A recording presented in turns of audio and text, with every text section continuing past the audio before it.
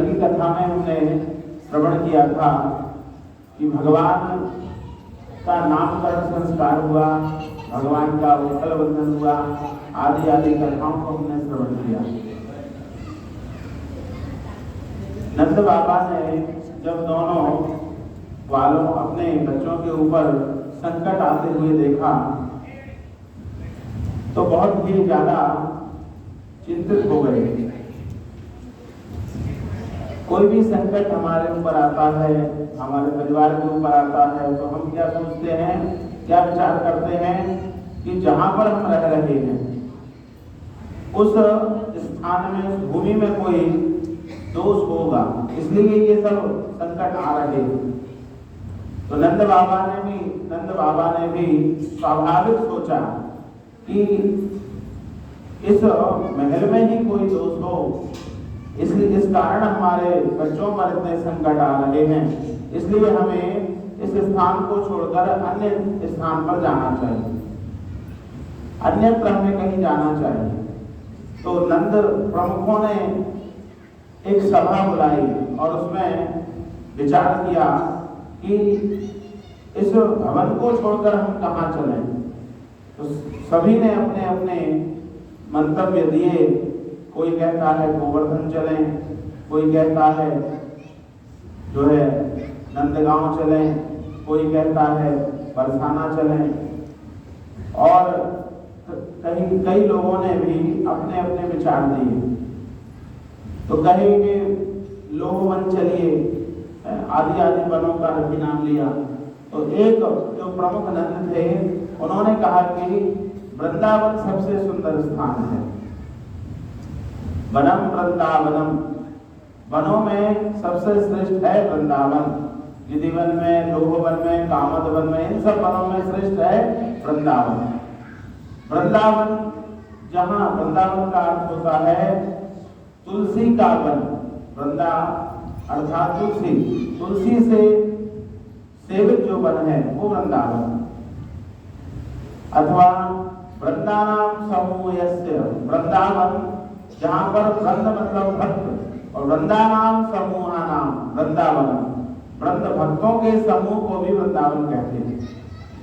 तो वृंदावन तो एक स्थान है जहाँ पर भगवान की माधुरी लीलाएं होती हैं, लेकिन भगवान कहते हैं कि जहाँ पर भक्तों का समूह इकट्ठा होकर कथा को श्रवण करे वो स्थान भी वृंदावन हो जाता है।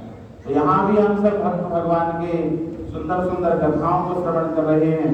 तो मानो ये हमारे मनसा देवी धाम का ये प्रांगण भी वृंदों के एकत्रित होने से, भक्तों के एकत्रित होने से वृंदावन ही बन गया है। तो वृंदावन धाम की जय। तो वृंदावन जाने का सबने विचार किया। वृंदावन का नाम सुनते ही उत्तमा प्रीति जाता, भगवान के अंदर उस वृंदावन के लिए अत्यंत प्रीति प्रकट हुई, अत्यंत प्रसन्न हुए भगवान। तो सभी ने अपनी अपनी गाड़ियों में सामान लेकर और वृंदावन की ओर प्रस्थान किया। तो गोकुल से सब लोग वृंदावन की ओर जाने लगे। भगवान के मन में वृंदावन की भूमि में अत्यंत प्रेम है भगवान को, इसलिए क्योंकि वृंदावन के पास ही यमुना माता बह रही है, वृंदावन के पास ही गोवर्धन महाराज भी स्थित हैं। तो ऐसे सुंदर वन में जाने पर भगवान को अत्यंत ही हर्ष हुआ, अत्यंत प्रसन्नता हुई। भगवान अपने वृंदावन पहुंचे और वृंदावन में वास करते हुए भगवान वृद्धि को प्राप्त हुए, और ग्वालों के साथ भगवान भी बछड़ा वत्स चराने के लिए जाने लगे। मैया से कहा कि हम भी गौचारण करेंगे। तो मैया ने कहा बेटा अवस्था बहुत छोटी है, इसलिए बड़े लोग जो है गायों को चराने जाते हैं, और तुम वाले जो हो, छोटे छोटे बच्चे जो हो, तुम आसपास उन बछड़ों के साथ खेला करो, क्रीड़ा करा करो, क्योंकि बछड़ा बहुत छोटे हैं और तुम भी बहुत छोटे हो, उनके साथ खेला करो।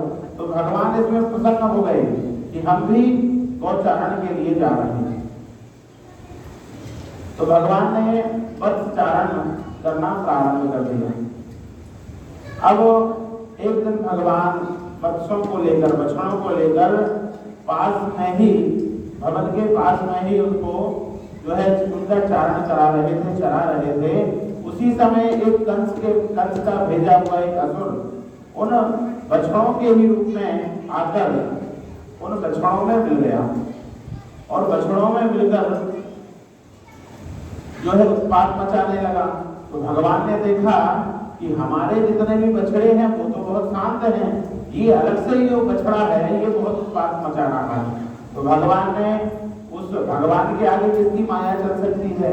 तो भगवान ने उस असुर को पहचान लिया और उसको उसके पैर पकड़कर घुमाते हुए नीचे जो है कछाड़ दिया। तो वहां पर वत्सासुर का भगवान ने उद्धार कर दिया। बोलो वत्सासुर मर्दन भगवान की जय। अब भगवान का नित्य ही कार्य है गौचारण करना, शाम को आना, बच्चों को चराना। गाय जब शाम को लौट आती हैं तो गाय जब लौट आती हैं उस समय गौधूली बेला मानी जाती है। तो उस गौधूली बेला में के बाद जो है गायों को दोहना आदि कार्य घर में होते हैं। भगवान भी अत्यंत प्रसन्न है क्योंकि भगवान को अत्यंत ही भक्तों से जैसा प्रेम है वैसा गौ माता से भी बहुत भगवान का प्रेम है। तो भगवान अपनी लीलाओं का विस्तार करते हैं। एक दिन भगवान पुनः वत्सों को लेकर वन में गए। वहां पर एक बकासुर नाम का एक दैत्य घात लगाकर बैठा था। तो भगवान ने उसका भी उद्धार किया। उसकी दोनों जो बगले की चोंच बड़ी बड़ी होती है, तो वो एक असुर था, वो बहुत बड़े शरीर से बकासुर बना था, उसका भी भगवान ने उद्धार किया। आगे चलकर भगवान ने एक बार अघासुर का भी उद्धार किया। अघासुर ने बहुत बड़ा भयानक रूप रखा और अपने मुंह को खोलकर बैठ गया। मुंह को खोलकर बैठा तो जो कुछ ग्वाले थे उन्होंने देखा कि ये इतनी बड़ी गुफा तो हमने कभी देखी नहीं है, ये गुफा वृंदावन में कहां से आ गई। तो उस गुफा, क्योंकि बालकों को जिज्ञासा होती है, कोई नई चीज देखते हैं तो उसके बारे में कितनी जानकारी लेने का सोचते हैं। तो उन्होंने देखा कि ये गुफा जो है ये इसका अंत कहाँ पर है। ऐसा ढूंढते हुए जो है कुछ ग्वाले उस अघासुर के मुख में चले गए। अघासुर अजगर के रूप में आया, तो बड़ा सा शरीर है, मुंह खोलकर बैठा है। तो कुछ ग्वाले उसके मुख में प्रवेश कर गए। अब कुछ ग्वाले प्रवेश कर गए और कुछ भगवान के साथ रह गए। तो जैसे ही वो प्रवेश करके अंदर गए उस गुफा रूपी बकासुर के अघासुर के अंदर, तो उनको वहां पर दुर्गंध आने लगी। तो कुछ वालों ने कहा कि भैया ये कैसी गुफा है, इसमें दुर्गंध। तो कुछ बच्चे बोलते हैं कि देखो गुफाओं में महात्मा लोग तपस्या करते हैं।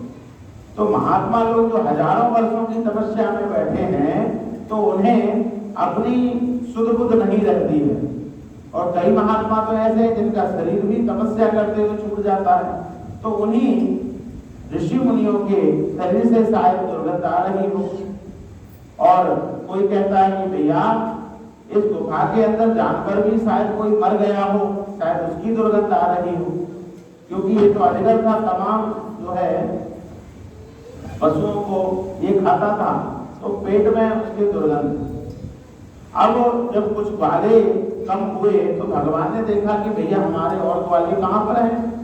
तो भगवान और अन्य ग्वालों को लेकर जो अघासुर के पेट में चले गए थे उन सबको ढूंढते ढूंढते भगवान भी वहां पर पहुंच गए। अब ये तो भगवान की ही प्रतीक्षा कर रहा था कि जब दोनों कृष्ण बलराम मेरे मुख में आएंगे तब मैं दोनों को खा जाऊंगा। तो जैसे ही भगवान ने अन्य ग्वालों के साथ प्रवेश किया तो उस अघासुर ने अपना मुख बंद कर लिया। अब अघासुर ने मुख जो बंद किया तो ये सब घबरा गए, भगवान को पुकारने लगे। भगवान ने कहा बिल्कुल भी मत डरो, मैं भी तुम्हारे साथ इस गुफा के अंदर हूं। और भगवान ने अपने शरीर का विस्तार करते हुए उस अघासुर के उस शरीर को फाड़ते हुए सब ग्वालों के साथ सुरक्षित बाहर आए। तो भगवान ने अघासुर का भी उद्धार किया। बोलो बाल कृष्ण लाल की जय।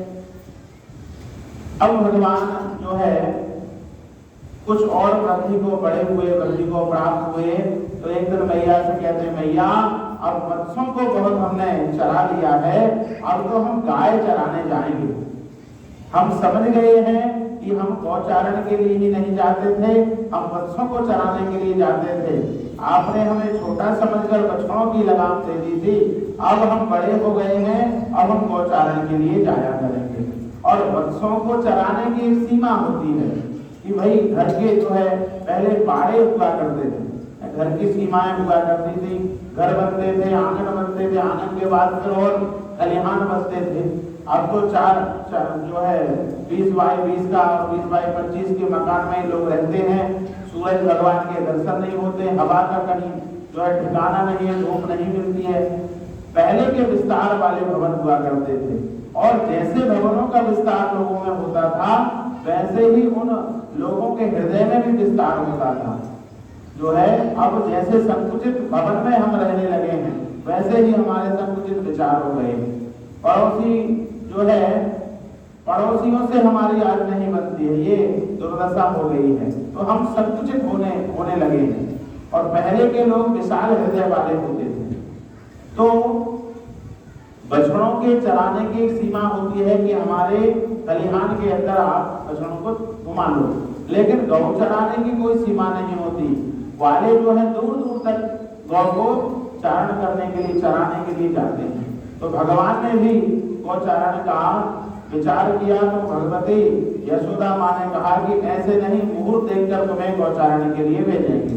तो मैया ने कार्तिक शुक्ल अष्टमी गोपाष्टमी को गौचारण के लिए भगवान का तिलक कर दिया, गौ माता को भगवान को सौंपते हुए गौचारण के लिए भेजा।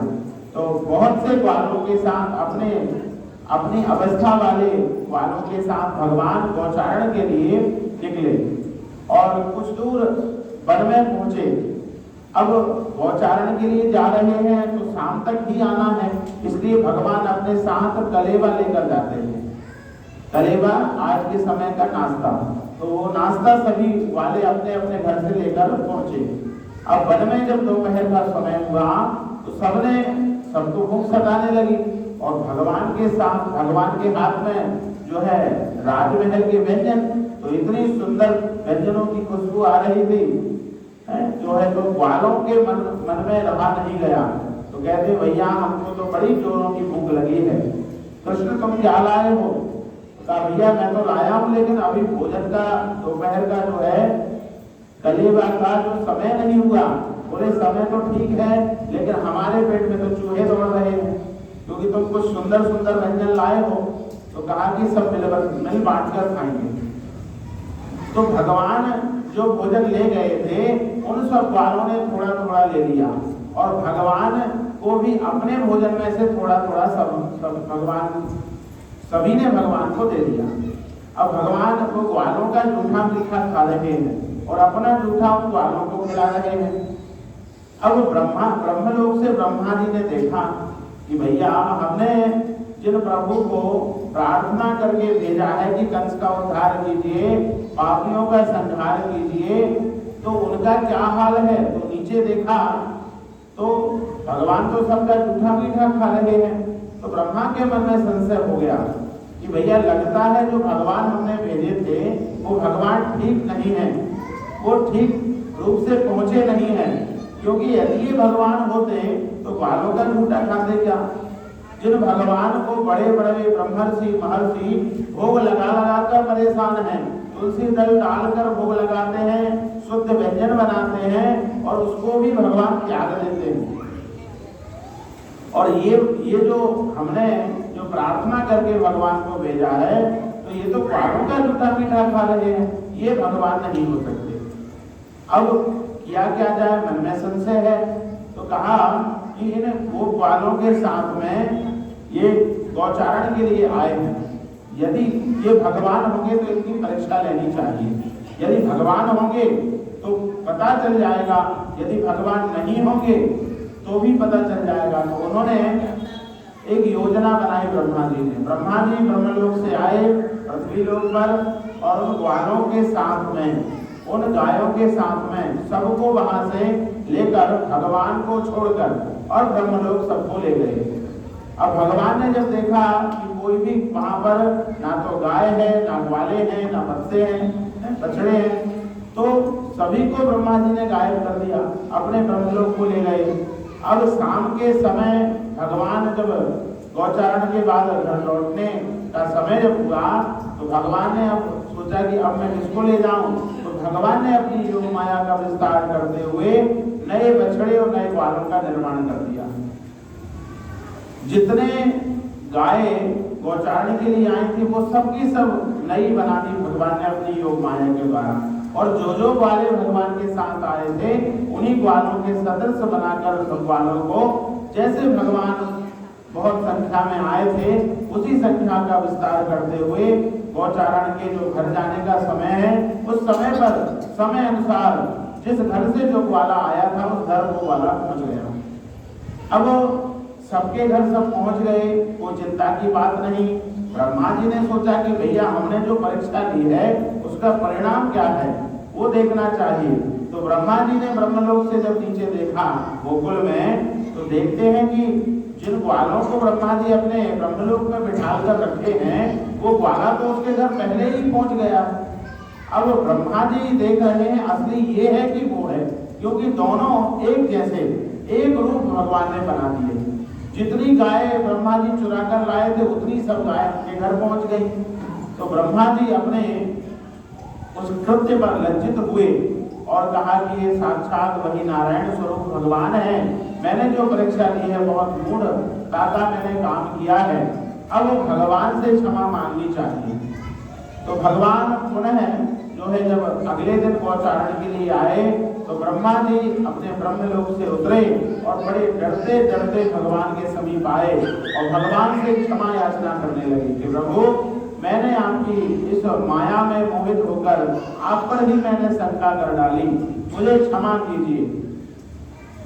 ब्रह्मा जी ने बहुत लंबी चौड़ी भगवान की स्तुति की, आप परब्रह्म हैं, आपके द्वारा हम बनाए गए हैं, आपके हम बालक हैं। बहुत विविध प्रकार से ब्रह्मा जी ने स्तुति की, लेकिन भगवान ने जो है उनको उनसे कोई बात भी नहीं की। और ब्रह्मा जी भगवान की 3 परिक्रमा करके अपने ब्रह्मलोक को लौट गए। अब भगवान की तो 4 परिक्रमा की जाती है विष्णु अवतार भगवान की, तो ब्रह्मा जी ने केवल 3 परिक्रमा की, क्योंकि क्रोध भगवान में क्रोध ज्यादा था, ब्रह्मा जी से बात भी नहीं कर रहे थे। तो कहा कि भैया जल्दी परिक्रमा कर लो। परिक्रमा करने की गिनती भूल गए ब्रह्मा जी और 3 परिक्रमा करके 3 परिक्रमा करके ब्रह्मलोक लौट गए।